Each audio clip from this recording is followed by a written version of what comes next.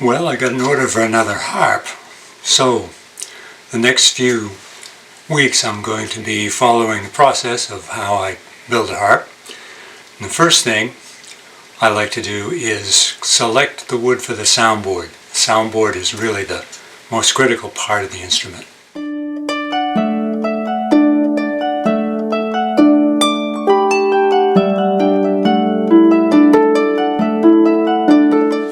I've had this spruce, and it's all from the same tree, for about 25 years, and I'm really getting down to the end of what's useful. The spruce tends to have pitch pockets, which I have to steer around. Of course, knots are always problematic. I like to make the base 5/16, 3/8, somewhere around there, and then I'll have to joint all these pieces to make one panel, which will be tapered to about a little less than 3/32 at the treble end. Have an extra piece or two just in case. The other thing I like to do is to have the wood riff sawn rather than quarter sawn. And my theory on that is that if it's quarter sawn, when it dries out there's no place for the wood to go except to crack. If it's riff sawn, it can get shrinkage in the thickness of it, and I've done the math, it makes a huge difference. The quarter sawn wood, the grain lines are pretty well perpendicular to the surfaces. In the riff sawn, they're running at an angle.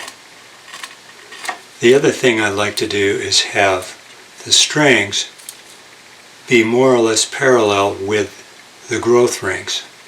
So if the top of the harp is this way, that's the way I like to have this panel set. This would be the outside. If I did it the other way, then it's not quite as strong.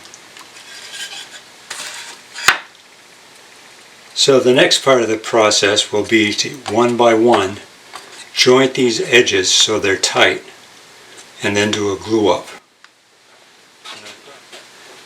I did the preliminary sizing off camera with a jointer and table saw. I'm going to be using a shooting board and a plane eventually, but first I want to make sure I've got everything in the right place. Everything is numbered on the front, and I want the front to be flat. These are not all the same thickness, so I have to turn everything over and make sure that any imperfections are not going to show on the outside. And I'm marking the center line. When I do the glue up, I can see what I'm doing.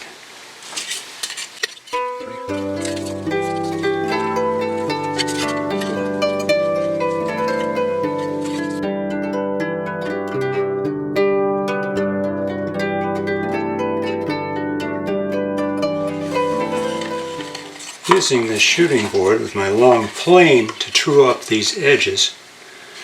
And the trick here is to start with them where in the position you want, and then fold them like a book. That way any discrepancy in squareness of your plane blade cancels out when you plane the other side.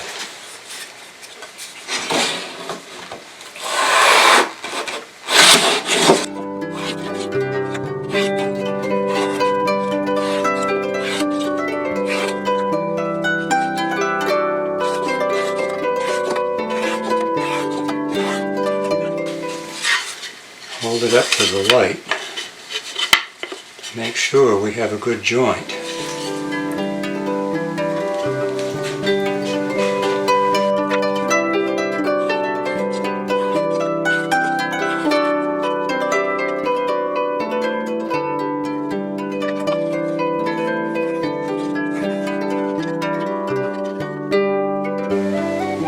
Good.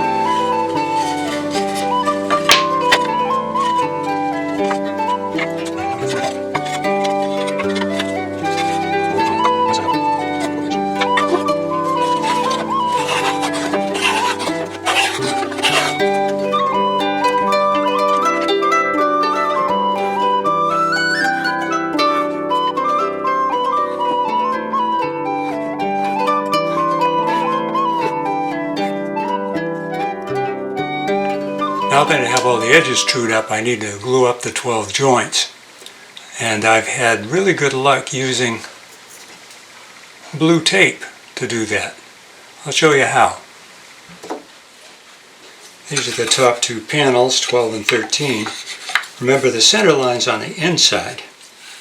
So if I flip number 13 over,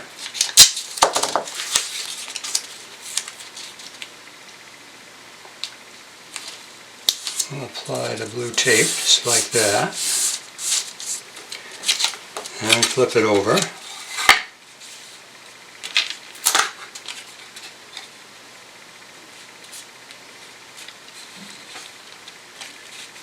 But right up against it.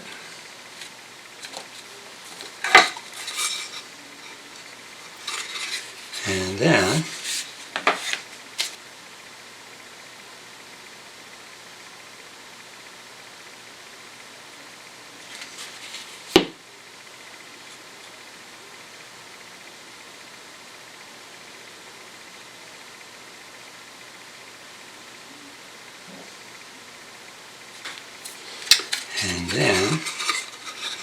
unfold the book, make sure it's down flat,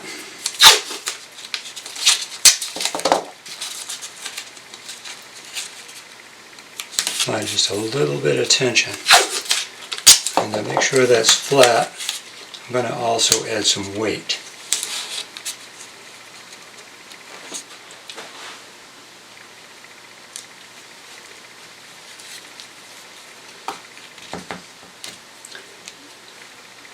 Now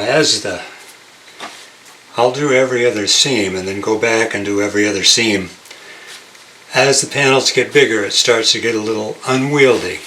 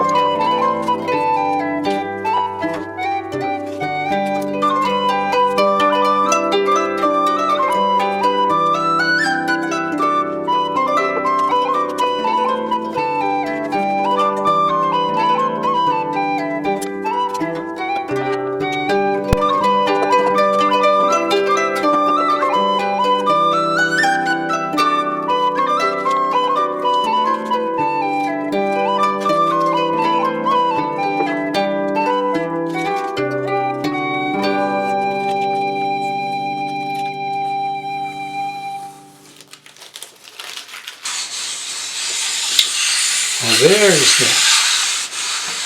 is the top.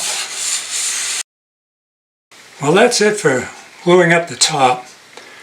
I like the way it's come out. The front side is fairly smooth. I can take care of that with a sander, I think, and finish up with some scrapers. Then the next thing to do is turn it over and plane it to thickness. So that'll be the subject of the next video.